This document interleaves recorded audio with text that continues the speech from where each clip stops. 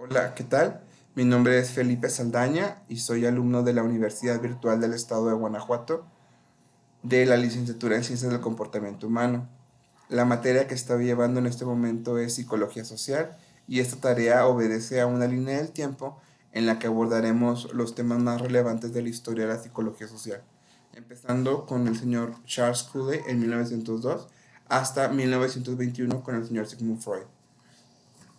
Pues bien, en 1902, el señor Charles Cooley, quien fue un sociólogo que influyó de manera importante sobre la perspectiva sociológica de la psicología social, aportó una base teórica muy importante y esta gira en torno a la comunicación como punto central o como elemento central de la existencia del individuo y de la sociedad. Y es que sin la comunicación no pueden existir ni el individuo ni la sociedad. Entonces formula la teoría del yo espejo, en la que destaca que tomamos conciencia de nosotros mismos a partir de nuestra comunicación con otros.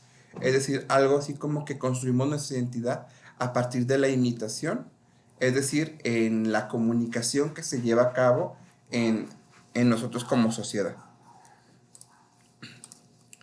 En 1908, dos autores muy importantes publicaron también temas de psicología social. El primero, el señor William McDowell, planteó en su manual que la naturaleza humana se puede explicar a partir de los instintos y desarrolló las implicaciones sociales de estos, mayormente de una forma negativa. Y es que en esencia explica que las multitudes básicamente intensifican la emoción y la capacidad racional disminuye, siendo esto que actuamos de manera simpática, es decir, desde una perspectiva instintiva o natural, sin que podamos intervenir de manera lógica o racional. Esta emoción pues llega a ser contagiosa. Para McDowell, una multitud es excesivamente emocional, impulsiva, voluble, inconsistente, irresoluta y extrema en la acción, mostrando solo emociones más burdas y los sentimientos menos refinados. Es extremadamente sugestionable, descuidada en la deliberación, apresurada en el juicio, incapaz de cualquiera excepto de las formas de razonamiento más simples e imperfectas.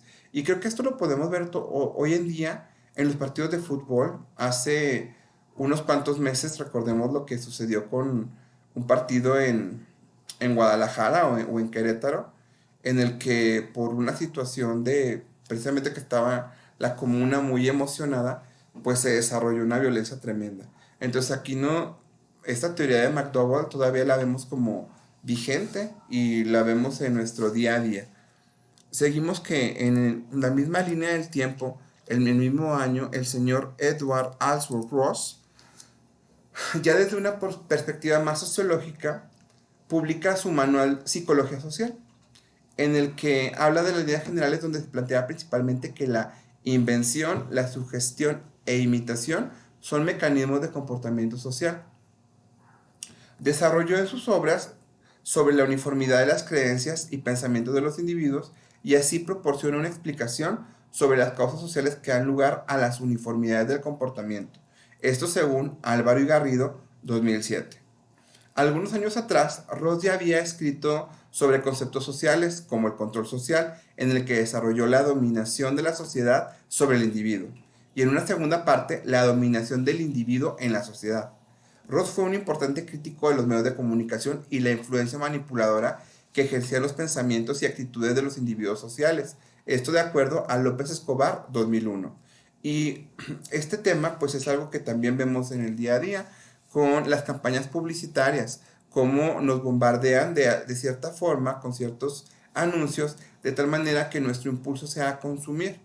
Esto podría verse de manera positiva o negativa, según sea el caso, pero para efectos de nuestra línea del tiempo, vemos que esta aportación sigue siendo vigente y la vemos todos los días.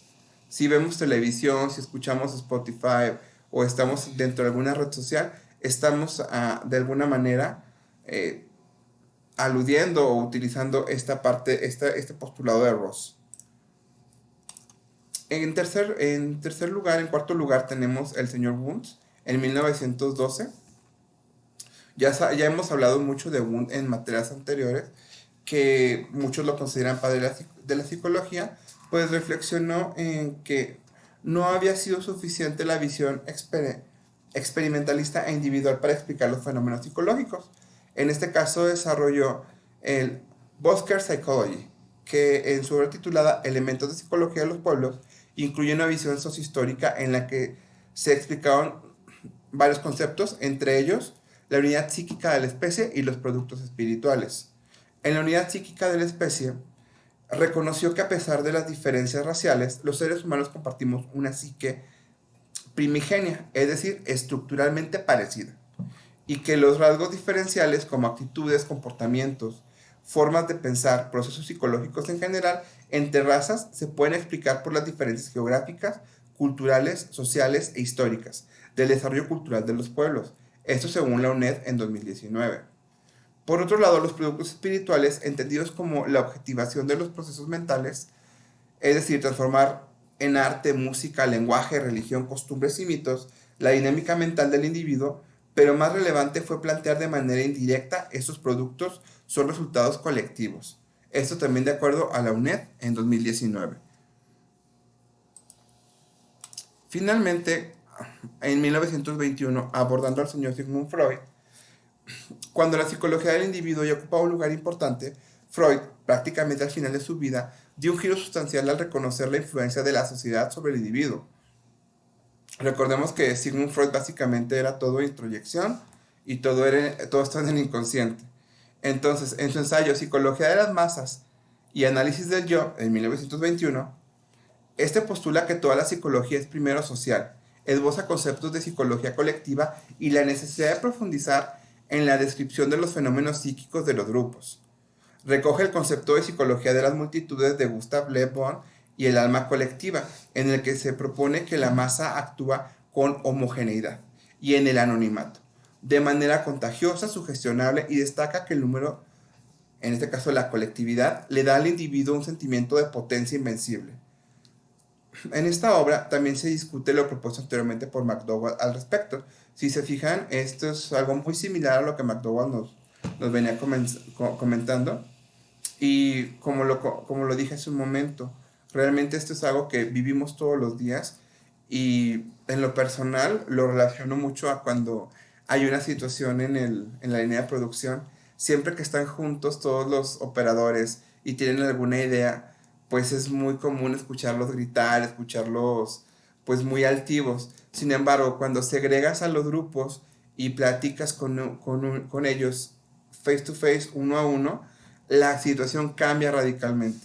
Entonces sí considero que es totalmente viable o de alguna manera válidas estas teorías y cómo a lo largo del tiempo pues han ido evolucionando desde 1902 con el señor Cooley y lo que hoy estamos viviendo. Pues les agradezco mucho el tiempo. Hasta aquí la presentación. Que tengan un excelente día.